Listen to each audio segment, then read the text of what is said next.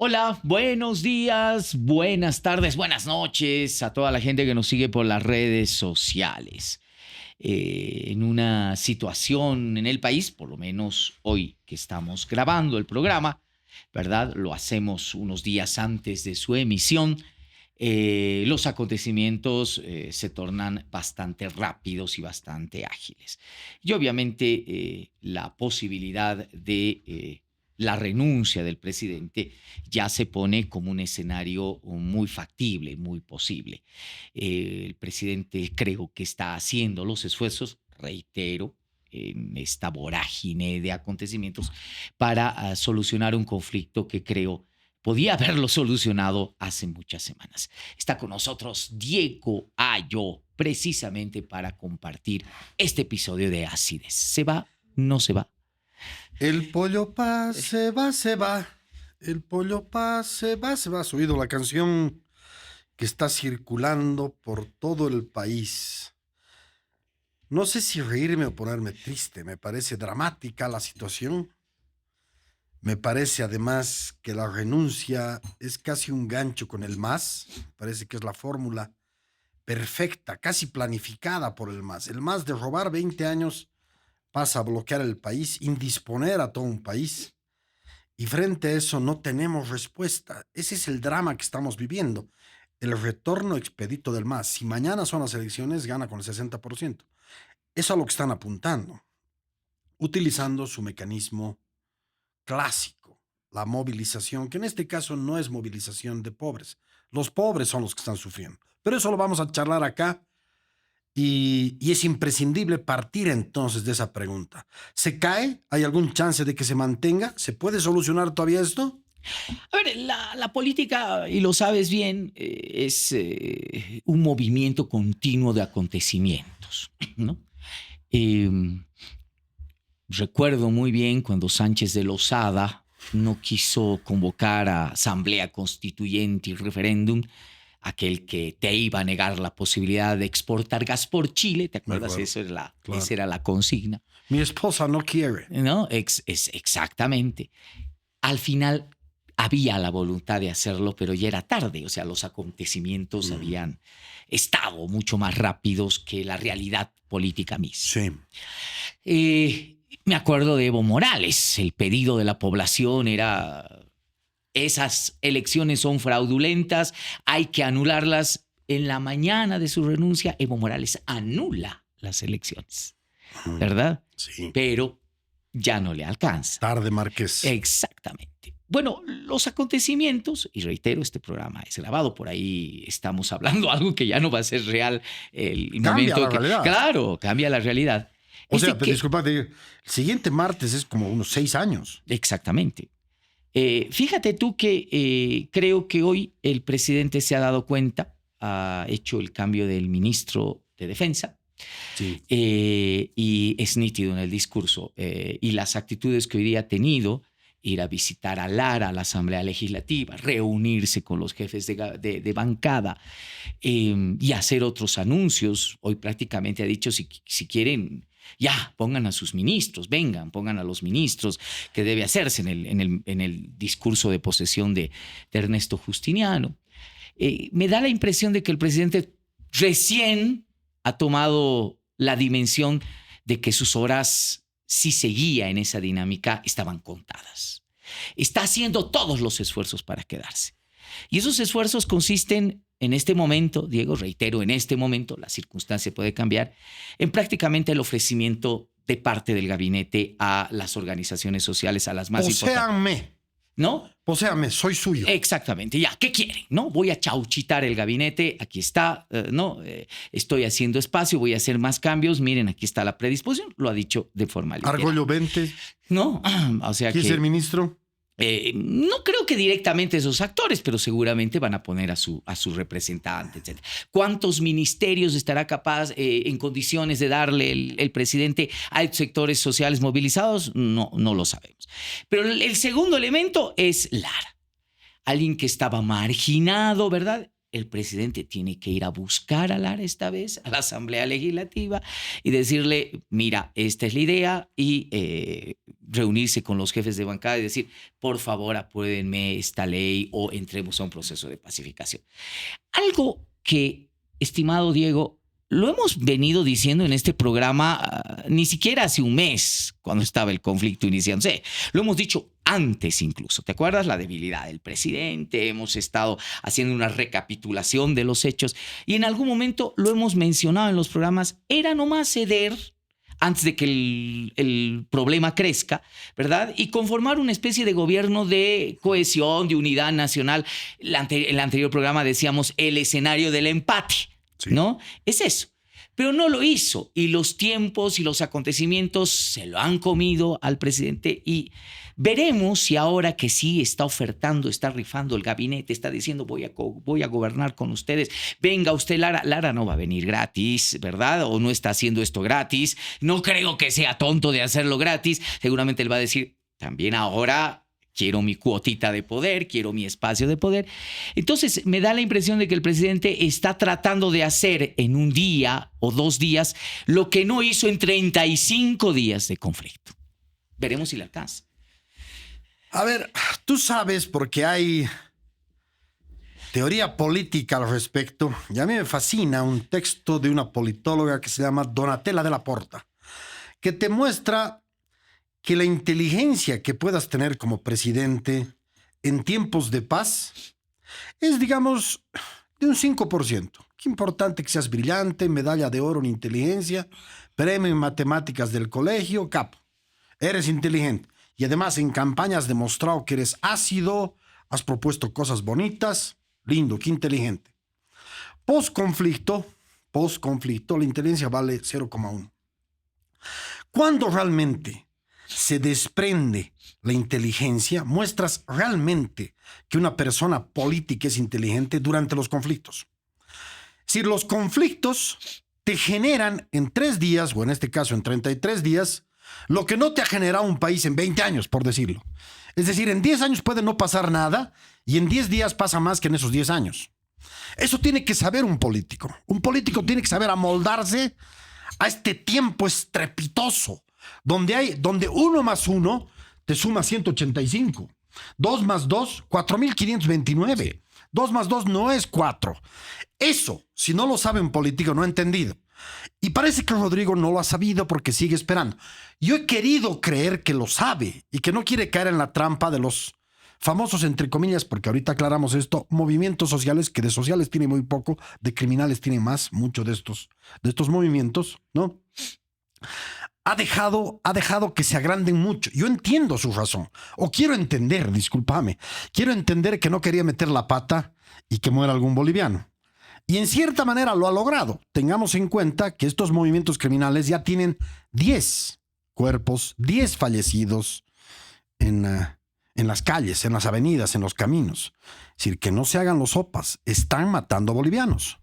Es decir, estos movimientos criminales están matando bolivianos. Hay bolivianos que han muerto al calor de una protesta supuestamente social. Entonces comienzo con eso porque me parece indispensable tenerlo en cuenta. Ha dejado pasar mucho tiempo, pero a ratos me viene hasta comprensión y digo, tenía que dejar pasar ese tiempo. No podía caer en la trampa en la que han caído desde Banzer, Tuto, Lucho Arce. Han caído todos en esa trampa, ¿no? De tratar de poner contra la pared a los movimientos sociales, generar un muerto y que estos festejen. Estos señores festejen que hay un muerto. O sea, chochos de la vida, abra el champán y nos chupamos. Yo me haría una pregunta, y es que si este tema sorprende al gobierno. Y yo tengo mis serias dudas de que no es una sorpresa para el gobierno. Yo creo que entre las posibilidades de conocimiento del gobierno estaba este escenario. Es más, Diego, y hay que ser muy honestos, esto no es esporádico. Esta no es una movilización o una manifestación ciudadana esporádica. Es planificada, está organizada, está estratégicamente detallada en tiempos, actores y que traspasa además espacios geográficos de manera estratégica. Hace unos días, varios medios de comunicación cruceño querían decirnos, ustedes los paceños que son víctimas. Y yo les decía a alguno, un ratito, no se equivoque, la dimensión del problema no va a ser solamente La Paz y el Alto. Se va a expandir, dicho y hecho. Hoy, en el momento en el que estamos grabando el programa, La Paz no es el sector, el departamento más bloqueado, es Cochabamba. Cochabamba tiene más puntos de bloqueo. El problema ya no es de los paceños y alteños. 7 departamentos, 87 puntos de bloqueo. Y todos empezando a subir. 5 ciudades de las 10 más importantes con problemas de escasez de combustible, de alimentos, de subida de precios. Entonces, eso te denota que esta movilización no es esporádica, no es que ha surgido de la nada, no es una manifestación romántica de la sociedad, de lo que tú dices, movimientos sociales, etcétera, entre comillas, por supuesto, ¿verdad? Esto está organizado, esto está planificado, esto está financiado, es indiscutible, no hay dónde perderse, ¿verdad? Entonces, esa dimensión de organización, de planificación, no puede pasar de largo al conocimiento de un gobierno que tiene los sistemas de inteligencia, de conocimiento, de percepción, de seguimiento a ciertos actores. Entonces, yo estoy convencido de que el gobierno no está sorprendido o se ha dejado sorprender por esta planificación que debe llevar por lo menos semanas o meses antes inclusive, ¿verdad? Sí, señor. Yo creo que el gobierno lo sabía. Y es ahí, Diego, donde la culpa del gobierno y la inutilidad del gobierno todavía se hace más manifiesta. Porque supuestamente guerra avisada no mata moros, ¿verdad? Es eso. Y peor si actúas tarde y llegas al momento donde tú sabías que podías desactivar esa conflictividad con una sola palabra, cediendo. ¿Para qué juegas al agotamiento de los sectores sociales y del conflicto, Diego? Si al final y después de 35 días de conflicto vas a dar la misma solución que podías darle a los 2 o 3 días de la conflictividad. Eso me parece ilógicamente político. A ver, es importante lo que dices. Por detrás existía una planificación. Seguro. Eso me parece a mí fundamental. Pero sí quiero comenzar diciendo algo en relación a esa planificación que merece ser dicho. Porque la lógica que tenemos que desvirtuar, la lógica que tenemos que meter al basurero, es que este es un problema de gente marginal, pobre, versus los criollos de siempre, los citadinos de siempre. Cuidado, cuando tú hablas de que esto está creciendo, ojo, ¿está creciendo en las ciudades? Te pregunto, no. Está creciendo en áreas rurales. Y habrá que ver en qué medida crece realmente, ¿no es cierto? Si esto es coercitivo, obligatorio que vayas a marchar bajo amenaza de que te quiten tu casa, tu propiedad, tu tierra, tu comercio, ¿no? Tu comida, a tus hijos los perjudiquen. Ojo, cuidado, no nos dejemos engañar. Yo sigo con la estadística en la mente de que no más de 10,000, 20,000, 30,000, digamos 50,000 bolivianos se están bloqueando. Es decir, no es una cosa tan masiva. Esto es importante decirlo. Solamente que conocen perfectamente su región y saben estratégicamente cómo bloquear. Pero no nos dejemos engañar. No es que haya propiamente 2 Bolivias. Pero aquí sí quiero ser muy explícito y lo explica de una manera deliciosa en un fantástico artículo Javier Gómez, que nos muestra quiénes están por detrás. Y aquí déjame 2 minutos y después te alargas tú, por favor. Pero, ¿qué es lo que nos muestra? Y aquí apelo a un pequeño textito que te lo comentaba en algún momento, Ser joven alteño, que publicado por Germán Guayua el año 2000, que te mostraba que los alteños que llegaban a la ciudad eran todavía temerosos de la ciudad, la veían grande, veían que no era su dominio. 25 años después sale el famoso texto de Kate McLean, que se llama Ropa, Edificios, Clothes y Construcciones. Una cosa así. ¿Qué te muestra? Que esos señores en 25 años se han hecho dueños del comercio, del megacenter, de todo lo que decíamos, ¿no es cierto? Es decir, burguesías andinas poderosas. De ser modestos migrantes a ser los dueños de la ciudad y los que dictan el porvenir. Bueno, el día a día y el porvenir del Alto. ¿Por qué digo esto?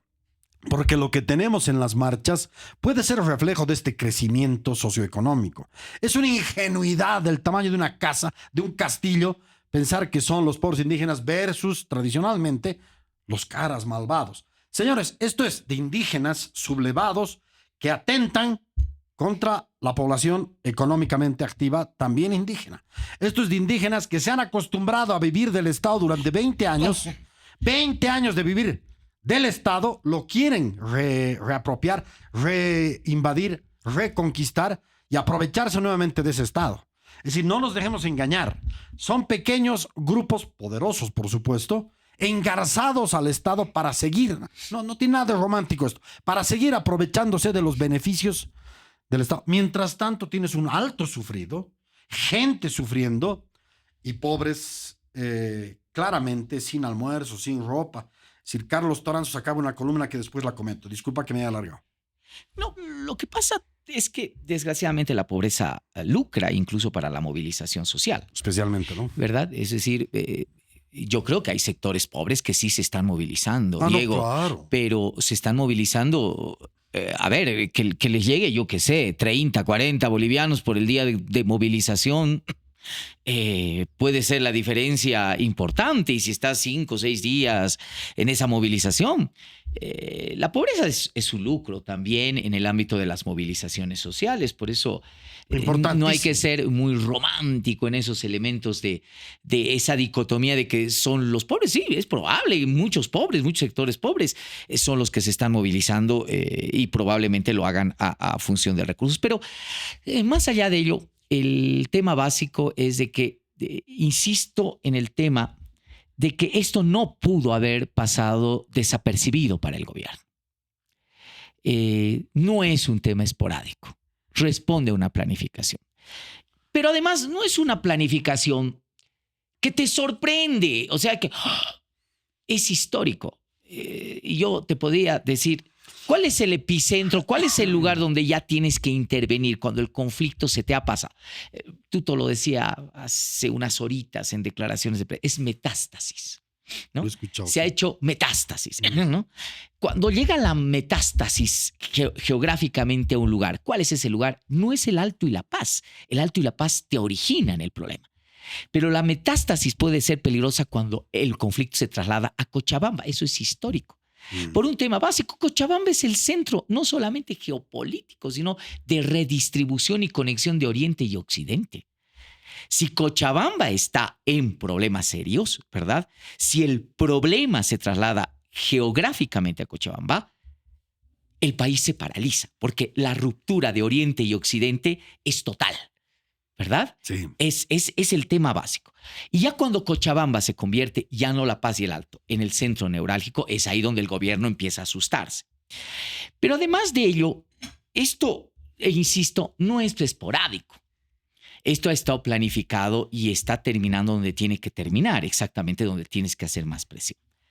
Ahora, el gobierno creo que apostó a decir, yo soy más fuerte que esta movilización social y que esta organización social, desconociendo un poco de historia, desconociendo lo que hemos comentado acá.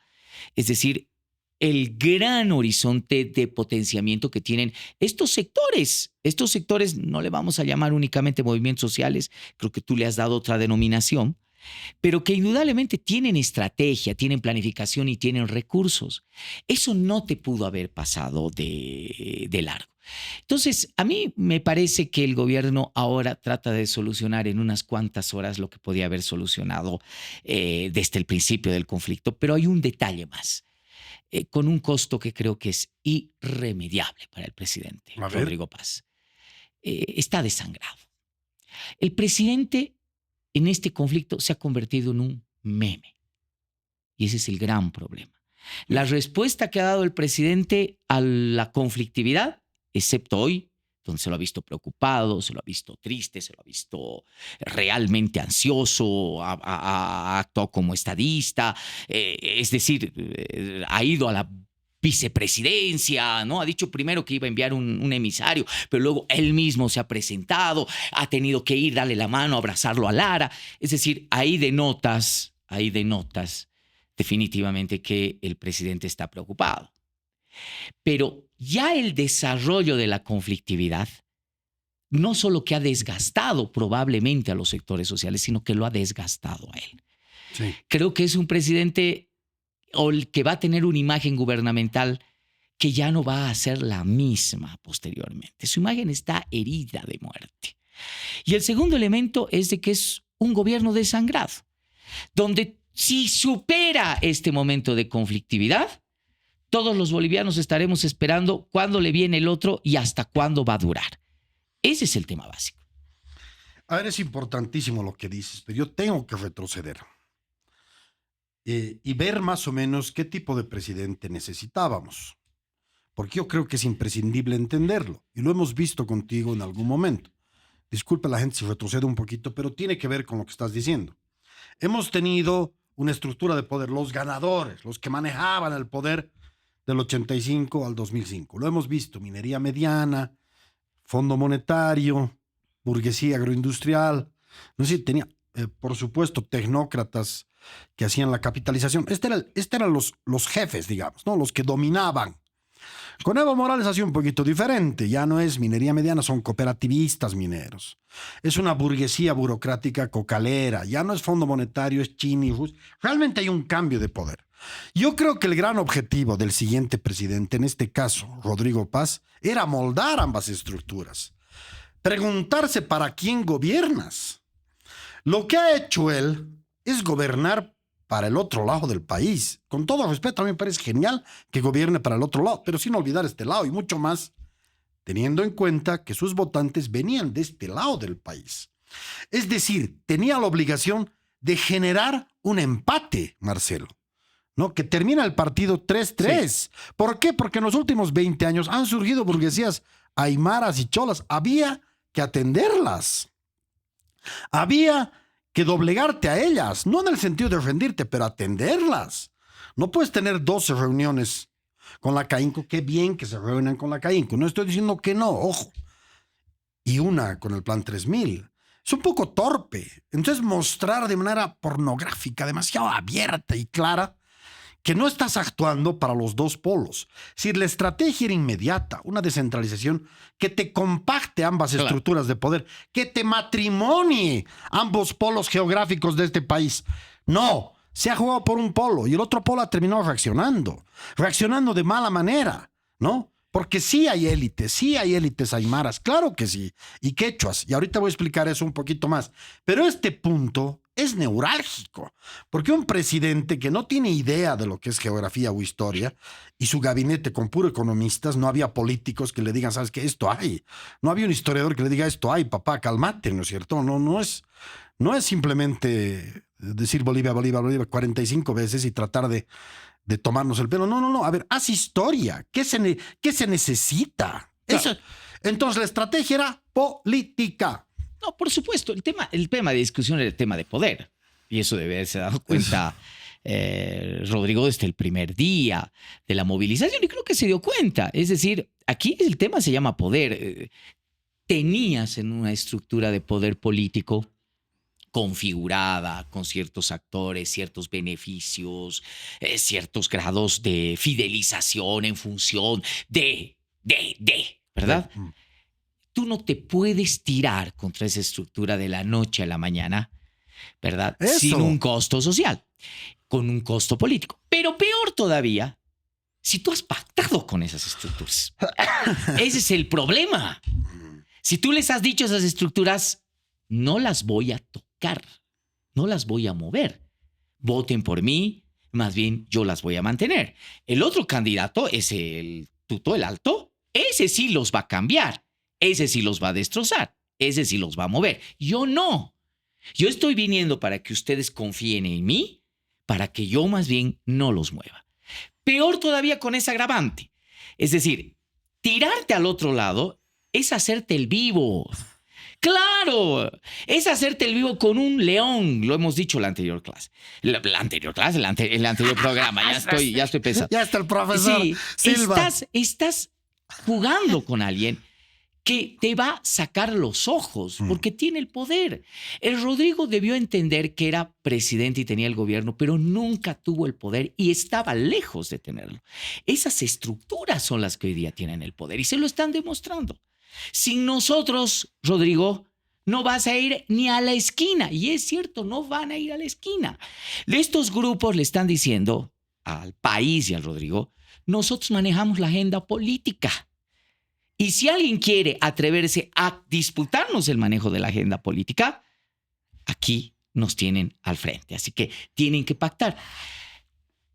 Diego, si Rodrigo entendía eso y hacía las peripecias necesarias para hacer un ejercicio de cogestión, de cogobierno con estos sectores, no hubiese podido sufrir el desgaste que ha sufrido. Este dato le interesa. Del 11 de junio al 19 de julio, Prodem lanza esta interesante campaña. Si usted ahorra por 181 días, tiene 7% de interés. Si ahorra por 361 días, tiene un interés del 9%. Y aquí está la noticia. Por plazos mayores a 1080 días, usted recibirá un 10% de interés. Envidiable oferta. El Banco Prodem siempre tiene más razones para ahorrar. Lo que ha querido hacer Rodrigo es convertirse en un gobierno reformista y de transformación cuando su identidad no era ese. Su mandato no era ese. Su mandato era lo que tú dices. Pactemos esto y hagamos una especie de empate. No te atrevas a hacer reforma, no te atrevas a venderte a Estados Unidos en dos quinas. No te atrevas a tratar de plantear modificar la estructura minera en dos quinas. No te atrevas a modificar el tema de tierras en dos quinas. ¿Verdad? Ese es el error grande. Exacto. Ese es el error grande. Eso debe haber pasado por un proceso. Ese era el mandato del Rodrigo. Si el Tuto hubiese sido presidente, era otra la cosa. El Tuto te ha dicho siempre desde el principio, el primer día yo te voy a hacer esto, el primer día viene el Fondo Monetario Internacional, el primer día viene esto. Al Tuto no le hubieses podido decir nada si hubiese ganado la elección. El Tuto tenía... Pero si tú prometes que vas a mantener esa misma estructura estatal, entonces ahora estás sufriendo las consecuencias. Pero bueno, de esto ya hemos hablado... hartísimo, ¿verdad, Diego? Ya nos hemos lamentado, ya Pero lo hay hemos cositas hecho. que no están dichas y las estamos diciendo. Vale la pena mostrar en función a lo que dice que hay un problema previo. Y a mí me parece que el problema previo tiene que ver con algo, además sorprendente en la historia del país. Le das una cuera electoral al MAS. Tienes el 96, 97% de los asambleístas a tu cargo. ¿Qué es lo que sucede? Que le sucede a todo ser humano, o a la mayor parte de los seres humanos. Te embriagas, te echas un yucazo con la victoria. Dices, mira el masismo. Tiene 3%. La imbecilidad de pensar que el masismo es un partido político. No darse cuenta que detrás del MAS hay poderosos actores repartidos en este país. Es decir, lo que tenía que hacer el primer día, porque esto es lo gracioso, si tienes 95%, 96, 97, es una cuera al MAS. Sentate. Y a la hora de ser presidente, pacta pues con el Samuel y pacta con el Tuto. Plantea ese primer día, a la semana de ser presidente, deberíamos haber tenido ya el pacto con cronograma. En un mes la ley de hidrocarburos, en 2 meses la ley de minería, en 3 meses la ley de inversiones, en 4 meses la ley de electricidad. Y pactamos y sacamos porque tenemos el 95%. Sí. Es decir, el señor dijo, no, con el Samuel nada, con el Tuto nada. Es decir, nuevamente la micropolítica, sus odios y sus rencillas personales con esos señores, y al final no se dio cuenta que se quedó sin esos señores en el Congreso y sin los otros señores. Eso me huele a Arce. Arce fue tan pelotudo, perdón la palabra, ¿no? Incluso es una caricia para ese hombre, que se peleó con el MAS y se peleó con lo que llamaban la derecha. Se quedó sin nadie, pues. Como si en Bolivia hubiese 35 sectores con quien pactar. Hay 2. Uno se llama MAS, que es la izquierda, aunque ya no se llame MAS, y otro es la derecha, más o menos. Tienes que llegar a un acuerdo con los dos. Eso es lo que hay que hacer inmediatamente, ni bien eres gobierno y mucho antes, por supuesto. Ahora, definitivamente, lo que tú dices nos puede dar paso a ver lo que podríamos pensar en lo que podría ser el día después, porque eso es lo que nos preguntamos todos. Sí. El anterior programa hemos jugado con los escenarios posibles. En este momento, a esta hora, este día que estamos grabando, el escenario posible parece ser el empate. ¿no? Sí, Es señor. decir, creo que el gobierno ha entendido que Sí. tiene que ceder, ¿verdad? Tiene que ceder y ya está llamando a la Tupa, que está desesperado, ¿verdad? Creo que van a programarse reuniones y esas reuniones pasan por, hermano, toma, aquí está mi gabinete, aquí están mis políticas públicas, ¿verdad? No voy a hacer reformas estructurales, no se preocupen, no voy a cambiar este país, no, pero manténganme, voy a terminar mi tiempo constitucional, o por lo menos déjenme llegar a la mitad del mandato, ¿verdad? Y ahí ha ido a hacerle las paces a Lara, a decirle, no te quieras aprovechar, cuidado quieras la sucesión constitucional, ¿no? Cosas así que me parece que ahora las está haciendo el presidente. No creo que le haya dicho eso. Mira, Está hecho. se ha ido a la vicepresidencia. Bueno, sí. Se ha ido a la vicepresidencia, Diego, y yo te puedo decir de que el aprendizaje ya es rápido y de horas. Al mediodía el presidente dijo, no, voy a enviar un emisario, y Lupo estaba yendo. Y yo creo que alguien le ha dicho, no vienes, Lo ha agarrado a Lupo. no vienes y esto no pasa. Chelo. Entonces, no, ¿verdad? Entonces Rodrigo ha tenido que ir, entrar rápido y decir, manden, ¿no? Es decir, aquellos defensores. No, la sí, no estoy de figura del acuerdo. Lo presidente, siguiente, ahorita ¿no? vamos. ¿Verdad? Pero bueno, más allá de ello, ¿qué pasa el día después? Es decir, vamos a ver, y yo te propongo hacer ese ejercicio después de la reflexión que quieres hacernos. ¿Qué pasa el día después? ¿Qué podría pasar el día después? ¿Qué tal si Rodrigo al final renuncia? ¿Qué pasa el día después? ¿Qué podría pasar el día después? ¿Qué tal si no renuncia? Ya, logra salvar el momento, logra salvar el walkover, logra salvar el conflicto. ¿Qué pasa el día después? Creo que ese es un elemento que Sí, me todos encanta. los bolivianos nos preguntamos. Sí. Porque al fin y al cabo creo que son obviamente ya los dos escenarios a los cuales nos podemos atener y no hay otra. Es igual que el gobierno tiene dos salidas, ¿no? Es decir, o saca el diálogo no sé de dónde, cediendo absolutamente todo, ¿no? O renuncia. Creo que no hay más. Creo que el estado de excepción es simplemente ponerse el color de la soga con la cual te vas a ahorcar. No hay más. Me gusta mucho lo que dices y me parece que este momento realmente es histórico. Por primera vez en la historia, yo estoy absolutamente consciente de lo que son esas movilizaciones. Tienen mucho de criminales, pero tienen algo de ciertas. Ojo, ¿qué quiero decir? En 20 años de masismo, lo que has generado, porque hay que decirlo, y Javier Gómez lo dice en ese artículo, son oligarquías en el Chapare, ligadas al narcotráfico. Son oligarquías en Patacamaya, ligadas al contrabando. Son oligarquías en Charazani, ligadas a la minería del oro. Son oligarquías en Yayagua, ligadas, ¿no es cierto?, incluso a la marihuana y a todo lo que puede ser el tráfico, ¿no?, de contrabando con Argentina. Y son oligarquías que están en el Alto, en gran parte asentadas, nutriéndose de todas estas actividades que he dicho. Es decir, son poderosas oligarquías. Tenemos casi como muletilla el decir la oligarquía cruceña. Bueno, no. Digamos que hay la oligarquía cruceña. Digamos, solamente para que me digan que yo creo que hay grupos poderosos. Pero hay también estas oligarquías andinas.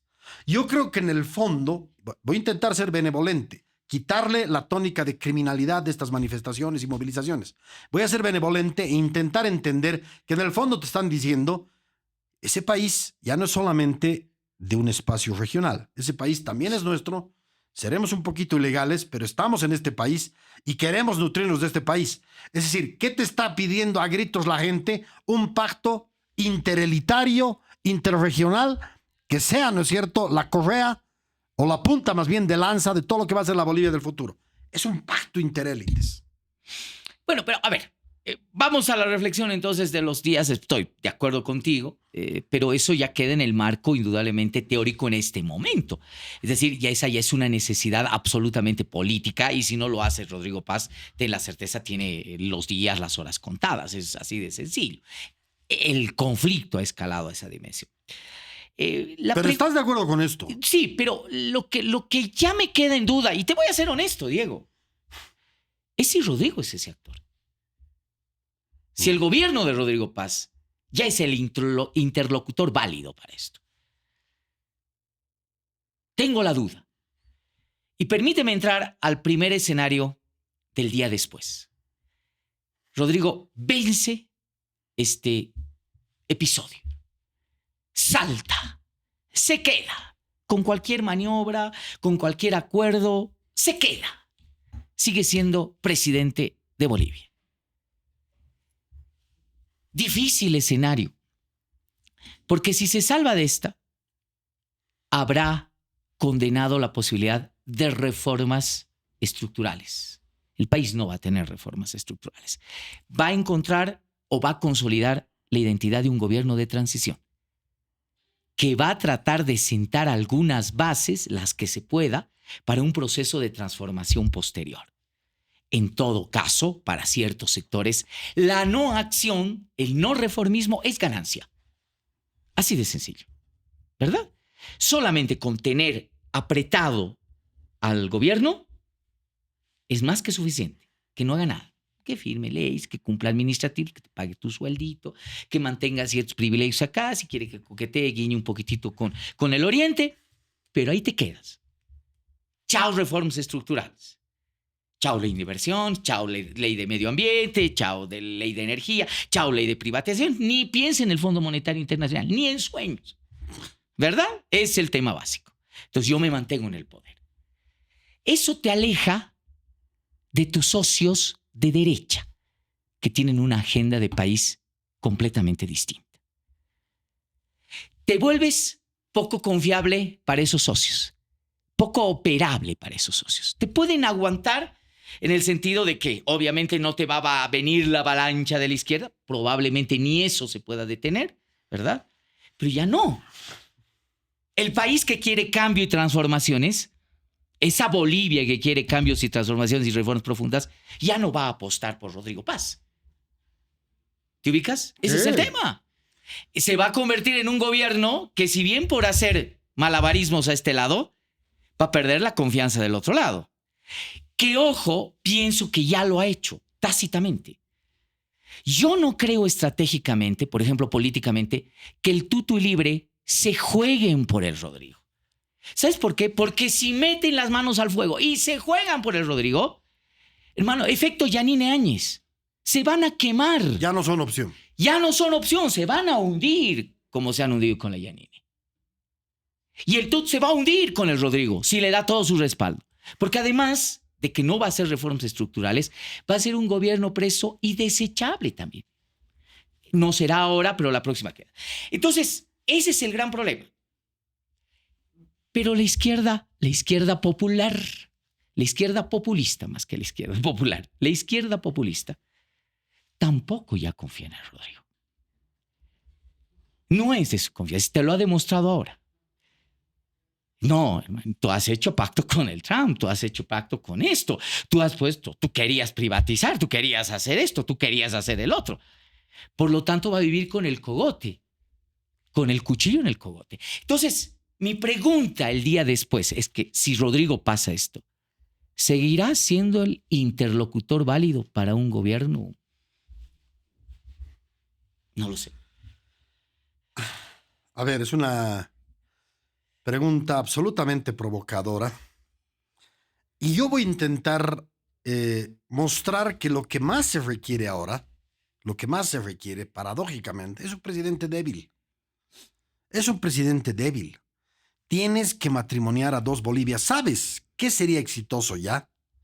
Después de, no voy a decirte 20 años, 30 años, 50, después de siglos, que tienes élites, llamémoslas oligarquías porque son oligarquías y en muchos casos ilegales y en muchos casos criminales y en muchos casos mafiosos, pero tienes por primera vez en la historia élites aymaras y quechuas.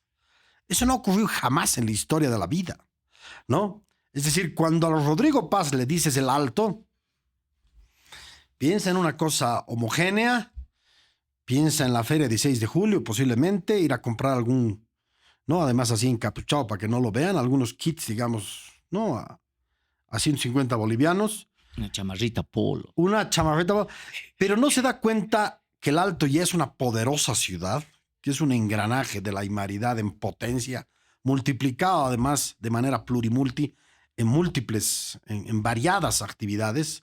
No creo que entienda eso. Entonces me parece ya suficiente el aprendizaje. Tú dices, no va a haber grandes reformas. Yo creo que unas 3, 4 leyes se podrían hacer. Pero la principal reforma, es decir, este país Sí, claro que tiene sectores productivos poderosos cruceños, ¿no? Y en el oriente en general y en la media luna, pero también tiene poderosos sectores aymaras. ¿Cómo los legalizo? ¿Cómo les doy más cancha? ¿Cómo les abro el Océano Pacífico? ¿Cómo los hago más partícipes? En el fondo, ese es el grito que no está dando cuenta el Rodrigo. Es decir, llegan a extremos de ilegalidad brutal con 10 muertos, cosa que me parece, como te digo, criminal. Pero en el fondo hay algo que no podemos solamente calificarlo con la fácil palabra delincuentes, ilegales, criminales, que por supuesto los hay, no estoy negando eso, ni estoy aquí romantizando nada, claro que los hay. Pero también hay ese sector que por fin, yo he crecido siempre con un polo hegemónico dominante. Nunca hemos tenido un polo aymara dominante, un polo quechua dominante. Es impresionante lo que estamos viviendo como país, es impresionante. Lo vamos a entender el 2050, cuando ya esté más fría la cosa. Pero ahorita estamos viendo ese surgimiento alucinante y en el fondo te están diciendo, carajitos, nos toman en cuenta, pero nosotros somos dueños de esto. Es decir, se puede y se debe llegar a ese pacto. Infiero, Diego, de que tú todavía tienes la confianza de que después de este berrinche, después de este escollo, después de esta marea alta, si Rodrigo la supera, por supuesto, si hace surf y la supera, salta la ola, que es muy dura, muy alta, ¿verdad? Puede fortalecerse y puede llevar todavía adelante reformas estructurales. ¿Tú crees que no se ha drenado, no se ha debilitado? No soy tan ingenuo, pero como politólogo, y tú sabes que nos manejamos así, manejo un escenario alternativo. Me manejo siempre en 4 escenarios yo. Uno positivo, uno negativo y 2 más o menos intermedios. Yo creo que vamos a atender a los intermedios. No quiero pensar en el negativo y una renuncia mañana y que el país, ¿no es cierto?, vayan... No. Estamos pensando en el escenario de que el Rodrigo pasa esto. ¿Cómo viene el día después? Es decir, ¿cómo va a quedar el gobierno del Rodrigo? Es un pacto con todo el occidente y es un pacto andino clarísimo.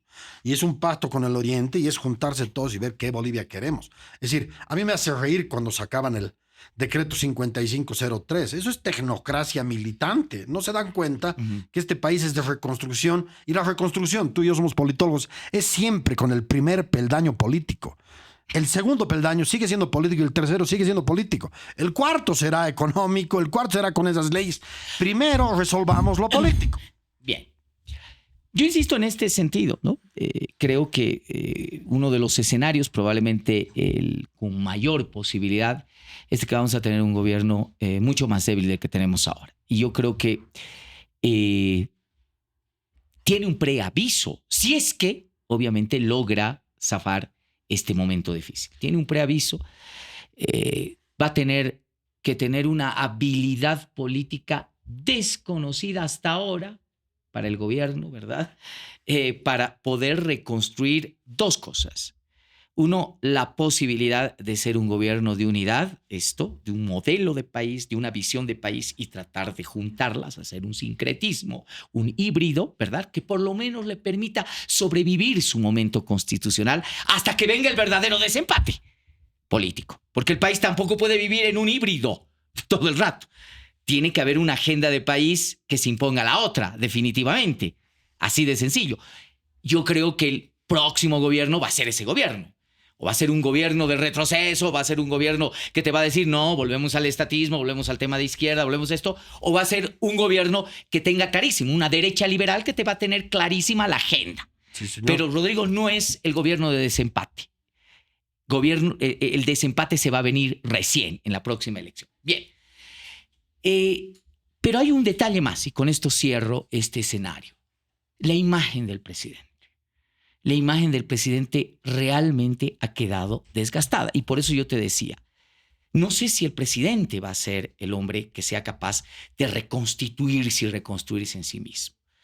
El alargamiento innecesario, a mi criterio, de la conflictividad, ¿verdad?, ha drenado su imagen presidencial. Y yo voy a decir algo muy duro. Creo que la imagen de Tilín que tuvo Arce en su momento no se despegó nunca más hasta el último día en que él estuvo en la presidencia. Tú le has llamado pelodudo, ¿verdad? Pero todo el mundo lo va a recordar como el Tilín. Y yo creo que... Exacto, sí. ¿No? Sí. Exacto, es el tilín. Es el tilín. En este momento, si preguntamos cuál es la imagen de la mayoría de la población sobre Rodrigo, yo creo que Rodrigo es un presidente que es un meme, ¿no? Que está en otra cosa, está desubicado. Y me parece que eso va a ser muy difícil también revertir. No dudo, no dudo. Yo estoy intentando ver una solución, Marcelo. No. Que la gente no piense que me estoy abocando a pensar en la grandeza de Rodrigo. Todo lo contrario, estoy diciendo que su debilidad puede ser su mayor fortaleza. Si tú tienes un presidente extremadamente jalado hacia este contorno occidental, vas a tener al Oriente cada vez más poderoso, zafándose y buscando la independencia, digamos las cosas claras. Y si tienes un presidente más bien más tirado a ese lado, más cruceño, vas a tener este despiole de este lado del país. O sea, tienes que tener un presidente débil. Ese es el requisito para este país. Porque un presidente débil no es amenaza aquí, no es amenaza acá. Busca más bien esa concertación. Por eso digo yo, tenemos posibilidad no de juntarlos, como has dicho tú. Yo no creo que haya que juntarse. Yo creo que más bien hay que crear una descentralización donde cada quien, ¿no es cierto?, nada en su propia piscina, sin juntarse. O bueno, más bien, quizás juntarse, pero no fusionarse. Quizás te estoy interpretando mal. Yo no busco juntar, ya no es eso la Bolivia única, Bolivia. Es más bien intentar respetar el espacio territorial, la geografía política de un Santa Cruz, llámese Beni, Tarija, y una geografía política de este contorno del país. Es decir, una poderosa descentralización que nos mantenga unidos, no nos fusione, no nos junte, nos permita navegar cada uno con lo suyo, con gobernadores fuertes y un presidente que sea el director de orquesta. No es violinista, no es el que toca el bombo, no es el dueño de los instrumentos. Carajo, ya están tocando mi violín. No. Es más bien el tipo que está ahí, como no, director de orquesta. Ese es el bueno, la resignificación del papel de un presidente en este momento, me parece a mí. A mí no me molesta que sea débil. No, pero tiene que actuar, porque no, hasta ahora el presidente, y reitero, hasta ahora, ¿no? Ese hasta ahora, porque por ahí, cuando salga este programa, el escenario es otro. ¿Verdad? Sí. Es otro. Pero hasta ahora el presidente parece haber dicho, ¿no? A ver, que salga la ciudadanía, ¿no? Este lado, peléese con este otro lado y el que gana se queda conmigo. Más o menos ese parece haber sido el mensaje. Hasta el día de hoy. Hoy día ha hecho un TikTok que lo ha tenido que borrar porque era desubicadísimo el TikTok, ¿no? Convoco a la gente a que salga a la defensa de la democracia, que se ponga al lado de las Fuerzas Armadas. No, un presidente no está para convocar el enfrentamiento entre dos sectores. Tiene que actuar y, como tú dices, mantener ciertos equilibrios y demás. No quedarse ahí sentadito y digan, peléense, ¿no? Como aquel ñato, ¿verdad? Hecho el sobrador, hecho el chulo, como dirían en España, ¿verdad? Que dice, a ver, chicas, mátense por mí y la que quede viva se queda conmigo. Esa ha sido la actitud hasta ahora del gobierno, más o menos, ¿no? Pero bueno, yo creo que el gran problema del presidente, insisto, es revertir cosas muy duras si es que pasa esta ola. Pero la pregunta del millón es si la derecha va a seguir apostando, la derecha liberal va a seguir apostando, Santa Cruz va a seguir apostando por Rodrigo. O sea, yo soy un convencido que no. Por eso voy a insistir por cuarta vez que su mayor fortaleza, porque aquí es la cosa en política, que no son pues adjetivos definitivos. Ser débil no significa ser débil. Ser débil puede ser tu mayor fortaleza. Sí, esa paradoja hermosa. Sí, que tenemos un programa del cual hemos racionalizado eso bastante. Claro, esa es la idea, ¿no es cierto? Claro. Que puedes cambiar. Entonces, es evidente que en este momento, porque él está realmente, es proceso de aprendizaje para Rodrigo. Rodrigo está saliendo de su burbujita, sí, ¿no? De por lo menos hoy lo he visto. Sí. Hoy día lo he visto, de los yuncus, ¿no? Aduladores, que el presidente es el presidente y tiene que estar. Ya lo he visto con otra performance, ¿no? Traigan diálogo franco, sincero. Ha evitado decir ya delincuentes, mafias, lo ha dicho en algún momentito, pero de manera taxativa. Ha corrido a la Asamblea Legislativa, ¿verdad? Además con sus tenis, o sea, como decir, estoy aquí, digan, bien. O sea, bien, eso me Pero parece... eso me parece bien. Eso me parece excelente. Esta es la porque lo han política. bajado del pedestal. Pero claro. ¿No? Lo han bajado del pedestal. Eso me parece bien. Veremos.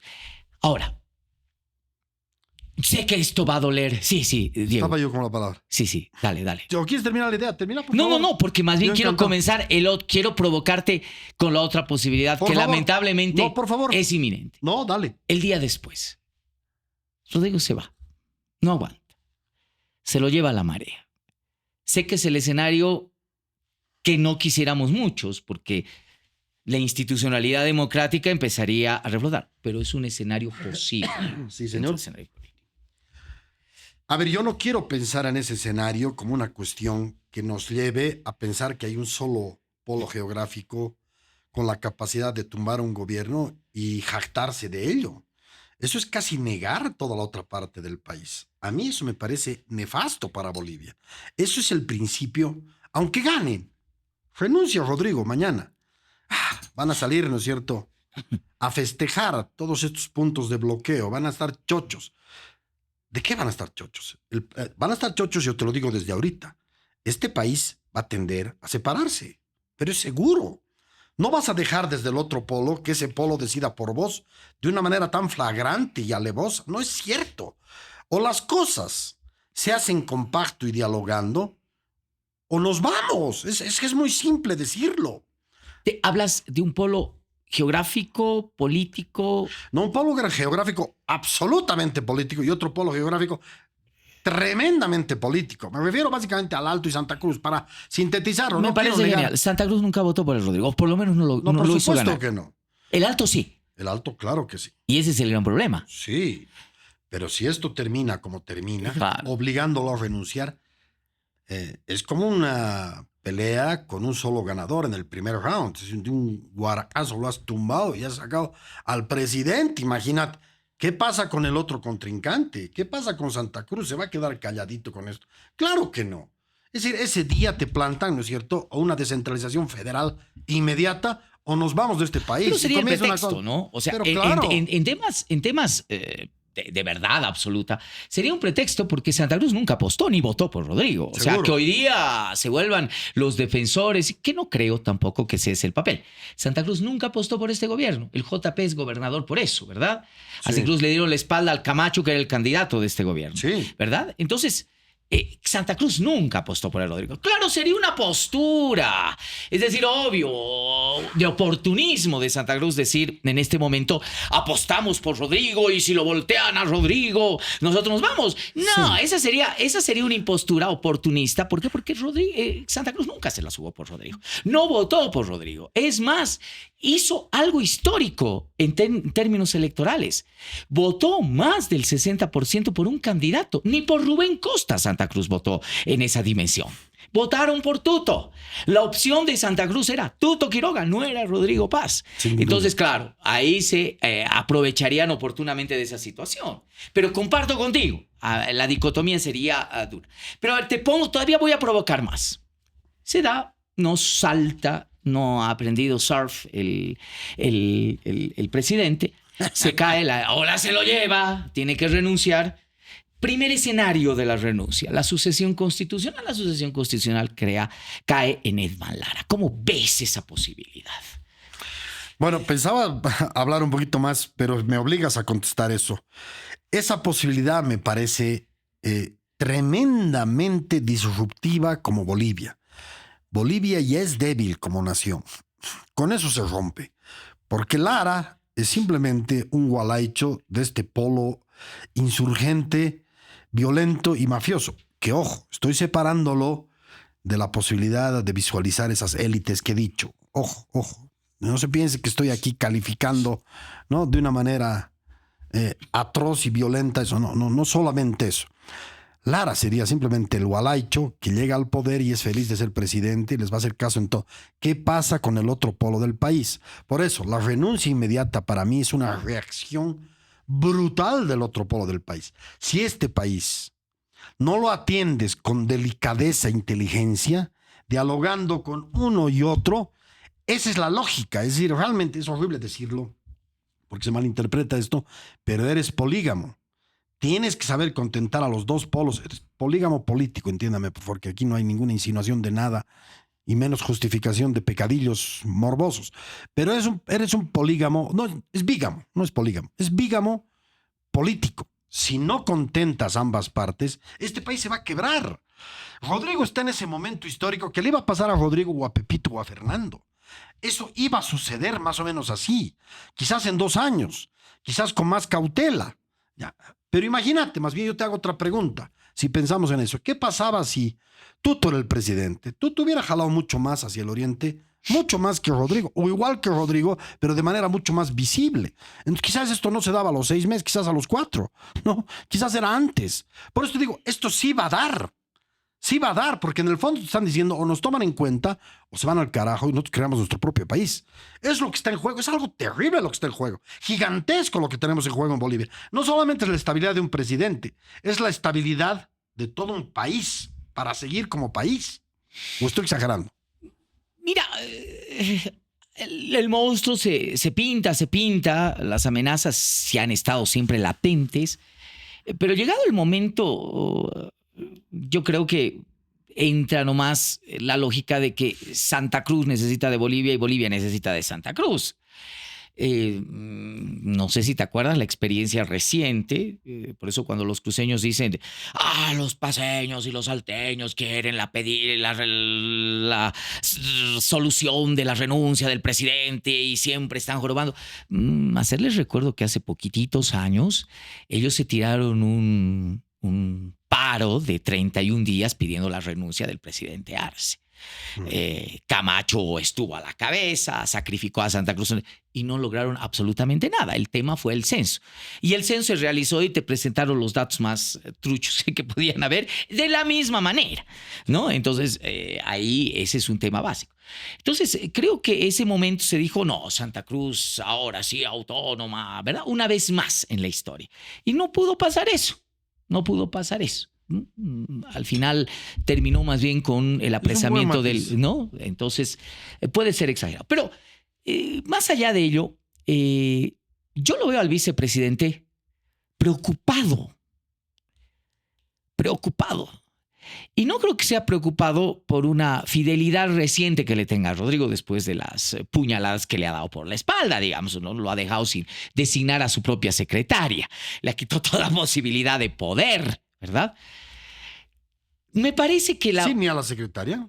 ¿Qué? Ni a la secretaria. No, tenía que pedirle permiso a Lupo. No te olvides que ese decreto de reorganización lleva al ministro de la presidencia a manejar el presupuesto de la vicepresidencia. O sea, eso es tremendo.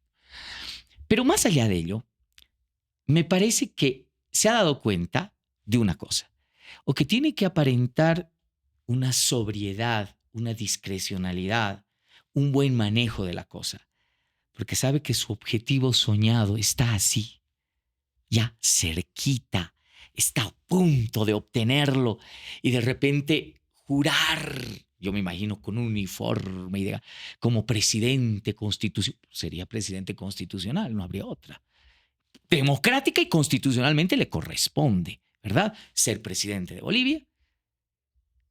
O la otra hipótesis es de que sabe que la ola es tan grande y lo ha hecho tan mal al principio, ha desperdiciado el capital político como lo ha hecho el Rodrigo, que la ola por ahí se lo lleva más, ¿verdad? Y lo mejor para este movimiento desestabilizador es que asuma el presidente del Senado, porque constitucionalmente el presidente del Senado está obligado a convocar a elecciones.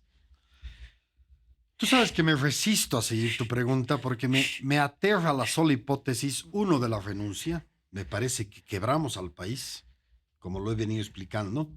Segundo, me aterra en lo personal la asunción del señor vestido de militar, prestándose... Policía. Policía. Como sustituto temporal, porque además me parece que se va a liar con un solo polo del país, dejando al otro polo ausente. Eso no lo va a liberar de ser temporal. Va a ser temporal. Temporal, sí. Y me niego a pensar que la democracia está supeditada al chantaje, a la violencia de las calles. Me niego. No quiero imaginarme eso que estás diciendo porque no lo quiero. Si después el Diego termina, ¿no?, diciéndote, che, hermanito, hablaremos nomás de Lara porque te cuento qué ha pasado. Está bien, lo diremos en su momento. No ha pasado y no quiero hablar de eso. Yo lo que quiero hablar es de la sucesión institucional que se pueda dar, o más bien, de la solución institucional, constitucional que se pueda dar, que es con referéndum, que es el 2028. Don Carlos Alarcón está sacando una ley o está promoviendo una ley para que sea el 2026 el referéndum y el cambio de presidente sea en febrero, marzo, abril, digamos, ¿no? Ese es mejor. Esa es una solución, digamos, intermedia, ¿no? Violenta, pero institucional. Por lo tanto, es presidente hasta el último día don Rodrigo Paz. Pero todo eso es hipótesis mientras tengamos todavía la posibilidad de que se llegue a un acuerdo. ¿A vos te preocupa que ese acuerdo lo deje más débil? A mí me preocupa que ese acuerdo no se llegue a dar. Yo creo que ese acuerdo sería un avance para el país. Parece una rendición de Rodrigo, pero me parece que de una vez es bueno sincerarnos. Este país tiene aymaras poderosos. Así de simple. Tiene quechuas con poder. Tiene también cruceños. Ya, nos miraremos la cara, pues. Nos miramos la cara y este es el momento de tener no un es presidente rendición. débil. Yo insisto que ese es el mejor escenario. Allá. Y lo hemos dicho en el anterior, el empate, la posibilidad de pacto, te da estabilidad política. Tiene sus costos. Y yo te digo, el costo uno es Casi chao inoperancia, reformas. sí. Chao reformas. Sí. O sea, no vas a hacer reformas. Sí. No, ese es el tema básico. Porque ¿qué está en juego? Es el modelo estatal. Eso es lo que está en juego en el fondo. ¿Me permites decir esto violentamente? Sí. En Alemania, que es un paisazo, hay lo que se llama la democracia compulsiva. Creo que lo hemos charlado. Es tan poderosa la descentralización que si tú quieres meter una ley, pueden pasar 4 años o hasta 10 para que te la aprueben. Porque tienen que estar de acuerdo todos los lenda, las regiones. Entonces tampoco me da miedo si hay un retraso. Me da más miedo que intentemos meter a la fuerza 2 o 3 leyes y que sea solamente para un bloque territorial. Ese es finalmente el efecto de haber intentado sacar, por ejemplo, la 1215, ¿cómo se llama? La 1270. Es casi burlándote de este lado del país, de este lado occidental. Esa ley no va. Puede ser que técnicamente sea hermosa, muy razonable. Ya no va a ir más. No va a ir más. Ya no va a ir Pero si más. no es políticamente concertada, no existe. Así que no me preocupa tanto si hay retrasos en las leyes. Me preocupa que este pacto no se dé. Este pacto, si se da, tenemos los siguientes 50 años garantizados. Porque nos miramos la cara y decimos, bueno, ya no es como pensaba un branco, ¿no es cierto? Que entran 2 ayoreos a su casa a almorzar y es casi como si estuviesen 2 chapis en la mesa, digamos, comiendo huesos. Es decir, hay una jerarquización muy clara ahí, ¿no? Racial. Aquí no, aquí somos todos iguales, papá. Eso no es fácil de entenderlo. Es una Bolivia de iguales. Por primera vez, además, en toda la historia, no me niegues. No, definitivamente. Tendría que ser realmente un modelo casi idílico, pero posible. No es idílico, ¿por qué? Es pactos. A ver, lo que pasa es de que tienes, aparte de los pactos, que yo no sé si se podrán dar en una estructura gubernamental como la que tiene Rodrigo, significa que tú empeñes tu visión de país, de agenda de país. Yo lo vería más bien como que estas 2 agendas de país, que hoy día el presidente por fin ha reconocido y ha dicho hay 2 visiones sobre este país, ¿verdad? Me alegra que tarde, pero creo que ha empezado a carburar ciertas cosas, ¿no? Puedan posponer. Ese no es el pactar, es posponer sus aspiraciones, ¿verdad? Es decir, ya, ok, no me siento empoderado para esto. Y yo tampoco me siento empoderado para, ¿verdad? Entonces, posterguemos. Me encanta. Vamos al empate catastrófico. Vendrá el momento. No es catastrófico. Y, más bien no es catastrófico. Ya, puede ser un empate. Es empate. Ya no le pongamos. Ahorita es catastrófico. No le pongamos apellido, pero es un empate.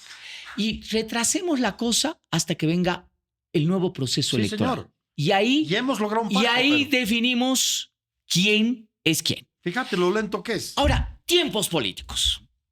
Y aquí quiero provocarte con ciertos nombres. Si esto pasara hoy, si tuviésemos elecciones, no hoy, de aquí hasta fin de año o a inicio del próximo año, creo que esta agenda de país tiene un proyecto político claro y definido. Ya tiene un líder claro y definido. Y ese líder es Tuto Quiroga. Sí. Si las elecciones fuesen en un año máximo, yo te podría casi apostar que el tuto va a capitalizar y te va a absorber todos los votos o gran parte de los votos de este lado. Y mejor si se pone o pacta con alguna posibilidad de outsider de derecha, por ahí, por ejemplo, con Doom, ¿verdad? Miércoles, en Aikina, ¿verdad? Con Doom incluso puede cruzar un poquitito más ¿Y sus dónde límites. quedan estos aymaras de los ¿Verdad? bloqueos? Ahí es el tema. Enseguida vamos a jugar a ese tema. Entonces, a Tuto, ¿tú Enseguida crees? nos tenemos que ir ya. Sí, pero ¿tú crees que Tuto no lee esto? Que si las elecciones son ahora, puede ser presidente y puede ganar la elección. Mm. Pero si son en 2 3, años. 4 años, No existe tú. no lo sé. Yo creo que ya no existe. Eso lo vamos a hablar con detalle porque es tremendamente provocador lo que estás diciendo, ¿no? Es tremendo. Vamos a hablar, yo creo, la siguiente. Sí, la siguiente clase. La siguiente clase, seguimos con la clase. Yo también iba a decir. El siguiente, ¿de qué va a callar? sí. La siguiente clase, La jóvenes. siguiente el siguiente programa vamos a hablar también si la izquierda, porque estamos mirando este cuadrante. Ahorita Si la izquierda vemos gana. si la izquierda podría ganar en un escenario electoral posible. Jóvenes, hasta la siguiente. Mil gracias. Gracias, querido Marcelo.